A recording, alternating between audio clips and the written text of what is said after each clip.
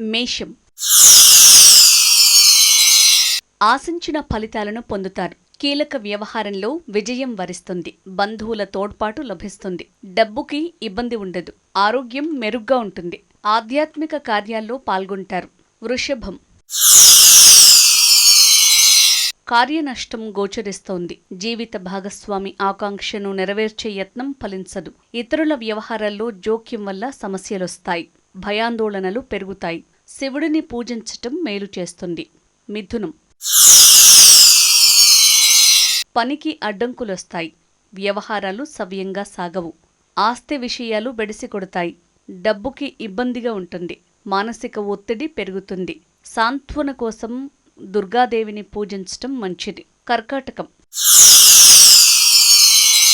ప్రయోజనాలు నెరవేరుతాయి. అన్ని వైపులా సహకారాలు లభిస్తాయి. ధనాదాయం ఉంటుంది. మిత్రుల వల్ల లబ్ధి చేకూరుతుంది. కొత్త వస్తువులను కొంటారు. కుటుంబ సౌఖ్యం ఉంటుంది. ఆత్మవిశ్వాసం పెరుగుతుంది. సింహం.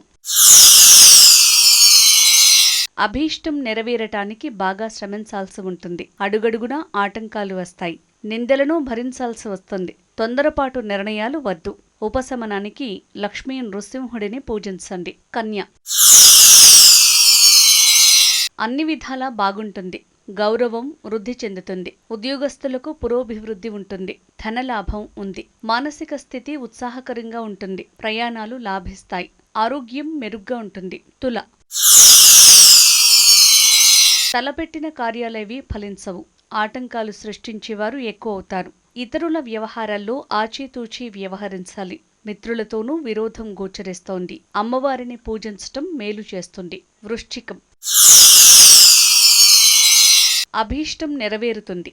డబ్బు చికాకులు తగ్గుతాయి. కాలం ఆనందమయంగా సాగుతుంది. శుభకార్యాల్లో పాల్గొంటారు. సంతాన వ్యవహారాలు తృప్తినిస్తాయి. ఉద్యోగులకు శుభం. ఆరోగ్యం మెరుగవుతుంది. ధనుస్సు.